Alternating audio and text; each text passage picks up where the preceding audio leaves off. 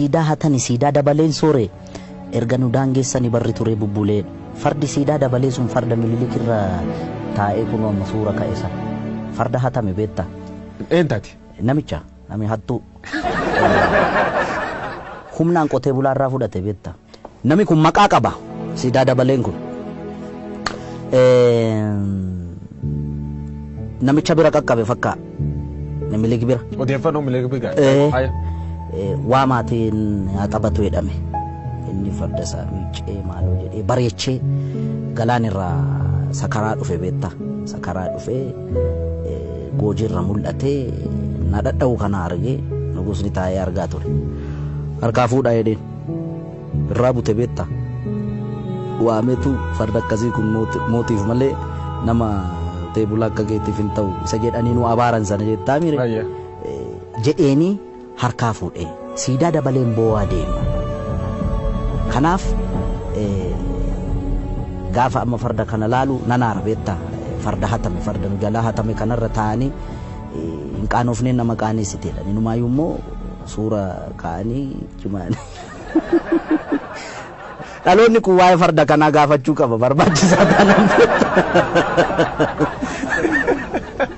Aye. fardi abbaa qaba beetta Aye. War miliki leellisu fardi khasaati jedhu maal jettaan fardi khasaati inni fardumisaatiin dhufeen. no inni calqaba harree yaabbatee dhufe gara oromiyaa gaafa seenu seenaa jedhaa bara caaluu miti kan jedhu seenaan immoo rirmi nyaatu beetta seenaan seenaa okay yaabbii fardaa isatti beekanni Siidaan kun kajigani jedha siidaan kun yoo jig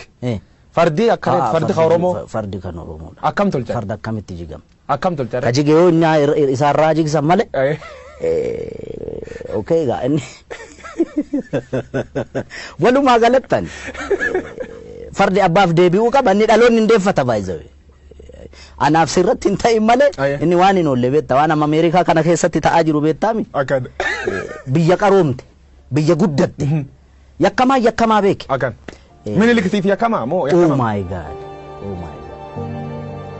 ani inni gaa reeffaa miiramma ekeraadhanni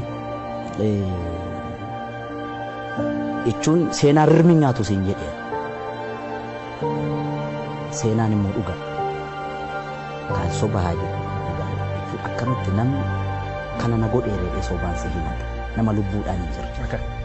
aannolee irratti kana godheera calanqoo irratti kana godheera gaafa jedhamu aboo bara sana inni barkanaan mallatteessa jedhan